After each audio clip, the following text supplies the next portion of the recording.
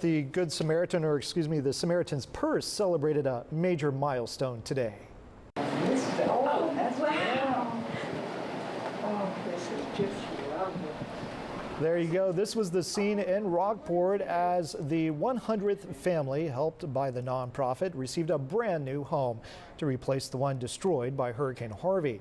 Faye Gaskin, a lifelong resident, and her family were given a tour of that new home. It was all part of the Samaritan's Purse manufactured home replacement program. I know that seeing my mother start over again at 80 years old is something I never imagined I would ever see.